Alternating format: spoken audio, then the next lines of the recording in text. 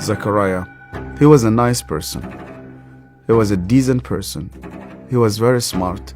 He was the only Christian in the whole of the school. And I hated him. Because I thought as a Muslim, I must be better than him. But he was better than I. We start to beat him every single day that we come to school. And we agreed on that night, we need to kill him. It was dark. It was cold. And we went ahead of him. And we were 5 of us. We climbed a tree and we waited there. And from far away, we saw that a torch coming. And the light became bigger and bigger as it approaches us. And the minute that he just went under the tree, we jumped at him. He was crying, he was screaming, he was shouting. We broke his arm, we broke his leg. He started to bleed. And because he started to scream and begging for help, I put my hand in his mouth so that no noise will come out of him. Similar when you're slaughtering a sheep, it's just shivering, and the others were beating him. I felt very proud. You were actually doing something for Allah. You want to please Him. And suddenly, he could no longer breathe, and we could not hear his voice. We left him in the wood between life and death.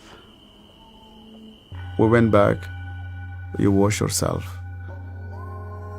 and you pray. And Zechariah never came back. We've never seen him again. I was born and raised up in a very, very fanatic Muslim family. When I was a child, my father brought me to a Quran school. I was only 8 years old, and my father just dropped me there. They shaved my head. We sat in a circle. The Shaykh sat in the middle of this circle, and he has a very long whip. I was forced to memorize the Quran. Every mistake that you do, this whip will just come right in the middle of your head. You're not allowed to cry, because in our culture they tell you men never cry. I was crying every single night.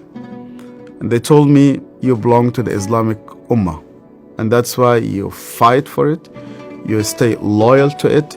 I started to hate people, to hate everybody who's not a Muslim. And I especially used to hate the Jews. So I was preparing myself to go and fight for Allah in the jihad. But every night I went to bed, and when we put the light off, I did not know what will happen with me if I die. My cousin was severely sick, and the doctors, they said he's going to die. They gave him only a couple of days. And one day came 2 people. They were Coptic Christians. And one of them wanted to greet me. And then I saw he had a cross. And then I pulled my hand back. I said, well, I'm not going to touch a hand with a cross. And then he said to me, we hear that this child is sick. We would like to pray for him. And only out of politeness, I told them, okay. And they started to speak to God like a person that he speaks to his friend. They said, God, please heal this child. The minute that they said Amen, this child opened his eyes for the first time in 4 weeks. He started to move his hands. He started to speak. He sat down in his bed and he started to walk. And one of those 2 persons who prayed sat down with me, and he said to me, you know what?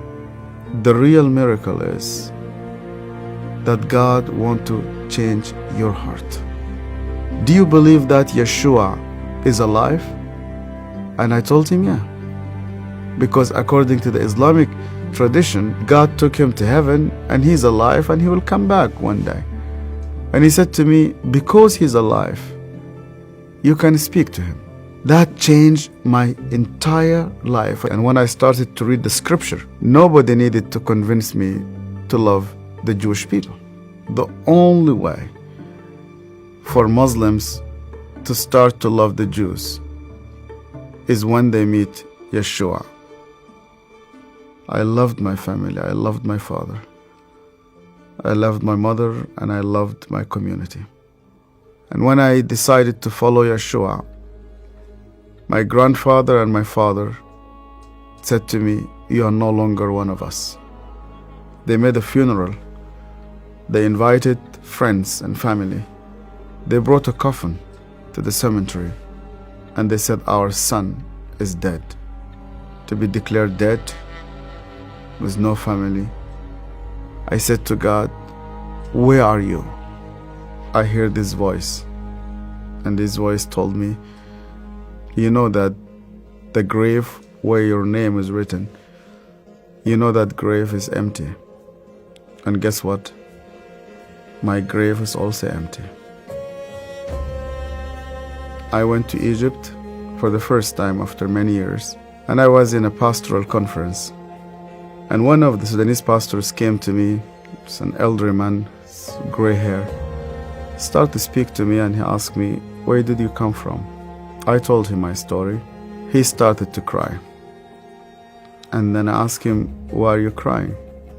And he said to me, "Do you remember me? My name is Zechariah."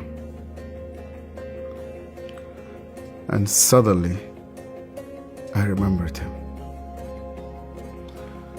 The last time I saw him, it was in that dark night. I could hear suddenly the way that he was screaming, even though that was 25 years. Suddenly I started to see his broken arm and broken legs. I started to see the scars which I caused him. I started to be full of shame. I was a bad person, yeah. I was terrible.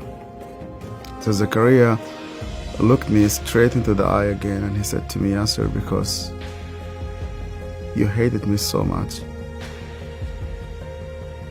I was always praying for you."